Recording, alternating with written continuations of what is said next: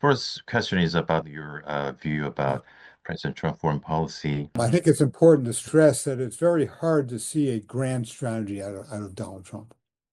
I see. I think we all understand his economic policies are working at cross purposes to his security Hmm. policy. So Hmm. here he Hmm. is undermining cooperation with Japan, undermining cooperation with India, undermining cooperation with South Korea, who our Pentagon believes are critical partners in contending with the rise of China. That's right. And That's so we right. don't really see an interagency process here. And we see Hmm. Trump prioritizing a coercive economic policies. And the Hmm. impact of that is to undermine confidence in American security policy. And furthermore, we know there are people in the Pentagon who believe that the United States needs to contend more against China with India, Japan, Australia with the Indo-Pacific strategy, and that Donald Trump has little respect for non-great powers, shall we say. Whether it is the European countries, whether it's Taiwan, whether it's Ukraine, and whether it's South Korea as well, or even Japan. So the foreign policy as a whole is undermining American security in East Asia. We do see, however, that the Pentagon is constantly pushing back against the president's economic policies, trying to remind the president that security matters. So we do see that there's this push and pull, pulling and hauling between his economic instincts and the security imperatives. Now, it's very hard for the United States to recover from Donald Trump's economic policies and his overall lack of attention to American allies, despite the efforts of the Pentagon to pull the president back to the center. Second one probably will be about U.S.-China relations. Countries don't like uncertainty either because they're afraid to be abandoned during critical moments. And there's only one way to adjust to this uncertainty, and that's to improve relations with China. Because if you cannot count on American support, and if you cannot count on the stability of economic agreements going forward, you may well pay a high price in Chinese retaliation, but without American support. And so the risk is that you make agreements with America that may be helpful or seem helpful, but in reality, they keep getting renegotiated, security commitments erode, and you're faced with greater Chinese pressure simultaneously. I can't think of a worse situation for South Korea, for the Philippines, for Taiwan, and other countries in East Asia. This is what the president has done. I see no evidence that he is reconsidering, as though our allies have no confidence in American policy going forward. And we do see in Canada, for example, an effort to increase cooperation with China and other countries. We see Australia increasing cooperation with China.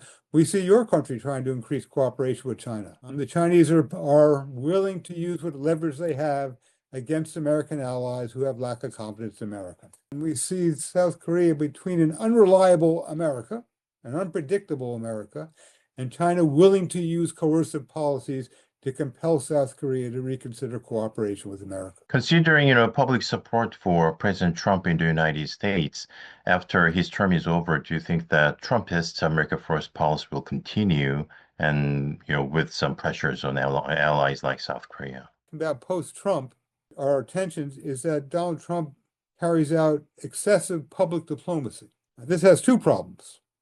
One, we see his flip-flops back and forth. Well, that's not good for the U.S. reputation, is it? That's just not Sure, good. sure. But then second, publicizes degree of U.S.-China differences. This degree of public diplomacy, I believe, would end with a new president.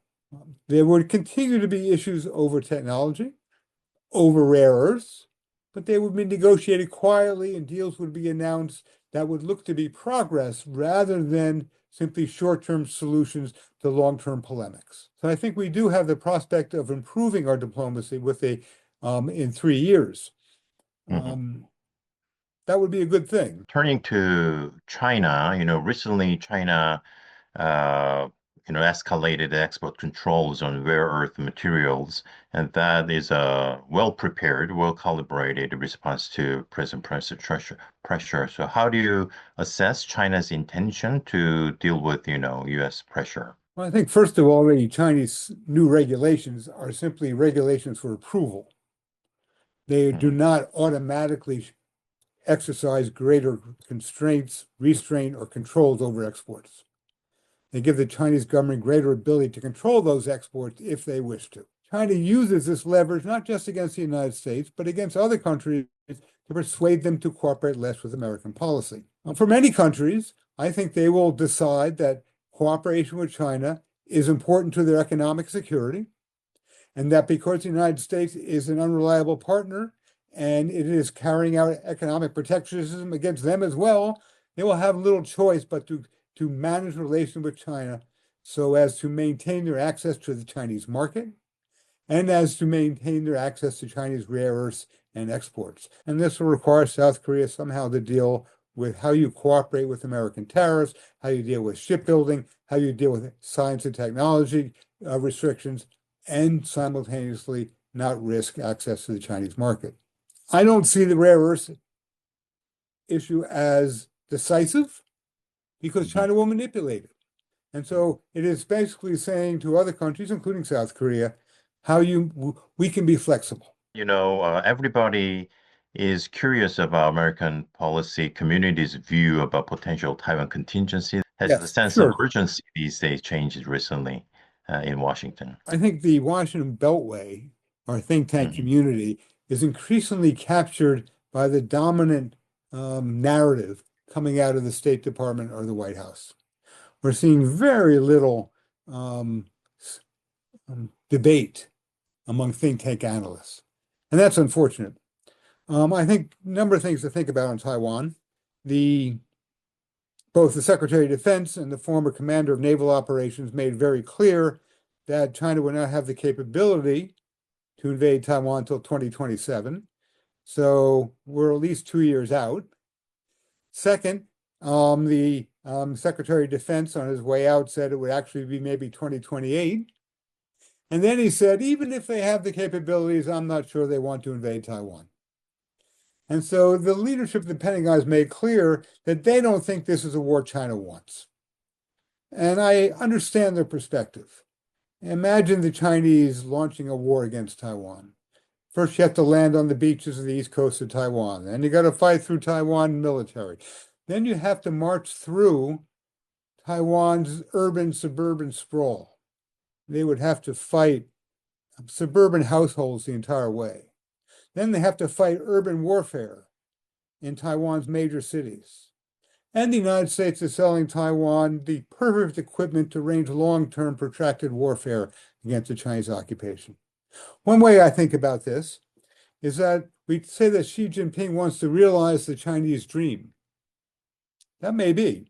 But suppose he fails to realize the Chinese dream and goes down in history as the most weakest Chinese leader in history. He doesn't want that. Moreover, the Chinese are still winning. The balance of power in the Taiwan Strait continues to tilt toward China away from the United States. Ultimately, to go back a step, I think it's important to recognize that other than Japan, the three countries in East Asia that have an inconsistent policy of managing the rise of China are all democracies. It's South Korea, it's Taiwan, the Philippines. But over time, democracies will also have to contend with the rise of China. The rest of East Asia has said we're not taking sides. And ultimately, Taiwan, I think the Chinese understand, will be compelled to adopt a similar perspective. The KMT continues to talk about a 1992 consensus and have a very good possibility of winning the next election. Why would the Chinese want to use force under those circumstances? Rather, I think the Chinese strategy is to continue to put great pressure on Taiwan with its military, with its Coast Guard, with its Air Force, with its Navy, similar to what it's doing on Taiwan, in perhaps the hope that Taiwan starts a crisis. The same way the perspective was that Nancy Pelosi was at fault for a visit to Taiwan, or the same way the perspective was the Philippines was at fault for Scarborough Shoal in 2012. This would allow the Chinese to announce a 2-week military exercise to close the trading space with Taiwan, just 2 weeks. And that would leave the US helpless to respond. So I don't think the Chinese want a war, they want a crisis. That would be the way to minimize conflict with South Korea, minimize tensions with Australia, and achieve its purposes with Taiwan to undermine US-Taiwan cooperation. Well, from South Korea's perspective, there is a discussion about so-called modernization of alliance, in which U.S. is requesting that South Korea should do something in dealing with, deterring against any possible Chinese actions against Taiwan. But, given South Korea's geostrategic constraints, it's highly unlikely that Seoul would participate in any direct military engagement in this situation. So we try to understand, is there any realistic understanding in Washington of these limits, and how are the expectations are calibrated accordingly? Well, for the last 20 or 30 years, South Korea has had a clear policy that American forces in South Korea are there to defend against North Korea. Hmm. Hmm. And any out-of-area contingencies, American bases cannot be used. Now, the Hmm. Yoon government began to erode this commitment somewhat, but I think Americans clearly understand this is the issue. American strategic flexibility was never popular in South Korea. We understand this. Hmm. And I think you're right. South Korea's geopolitical considerations, let's be somewhat straightforward about this. I had one of my recent visits to China, a former Chinese military leader said it would take them 20 hours to destroy every U.S. military facility in the Philippines. South Korea is no different. This is part of the problem the United States faces, is that the strategic utility of South Korea is diminishing with the rise of China, and yet we are doubling down on our cooperation against China. There's something of a contradiction there. If you're a U.S. security planner, where South Korea's contribution to American defense is diminishing, yet America's commitment to South Korea is growing. There's a problem there. That's why I say the next administration, there's considerable uncertainty in the direction of American policy toward its alliances. So we completely understand this, and part of American policy is designed to lock in our contributions to these countries. So if there is conflict with China, we have such hand-in-glove cooperation that cooperation will be more assured than otherwise. This is certainly the purpose of AUKUS. It's the purpose of American deployments on the island chain south of Japan. So the last question will be about North Korea, considering Kim Jong-un's recent multilateral meetings with leaders like Xi Jinping and Putin in early September in the Chinese military parade. It seems like there is a historically strong relations between among these three countries. So we need to assess China's policy toward North Korea these days, especially when North Korea strengthens its ties with Russia. So do you think this authoritarian, alignment will grow stronger, which will make North Korea, better position? So we have seen greater Russia-South Korean cooperation. One has to ask whether there's any consequential significance to this. That is to say, if the Russians cannot defeat the Ukraine army, it's not clear what contribution they can make to North Korean security or to North Korean offensive capabilities. So I see this as primarily a diplomatic relationship where Russia is isolated, North Korea is isolated, and they're coming together. China's been far more cautious. So we are reading frequently from North Korea how North Korea wants to move forward in cooperation with China. We haven't seen China say that. China's been much quieter in response to South Korean cooperation with China. Now, I think China would be more than willing to encourage North Korea to negotiate with the Lee government in loosening restrictions, whether it's economic ties, whether it's summits. This is certainly in Chinese interest. That is, to the extent that one, China can help South Korea, that's good for China. Two, to the extent that there's less tension on the peninsula, that gives American less opportunity to enhance its presence. That's good for China.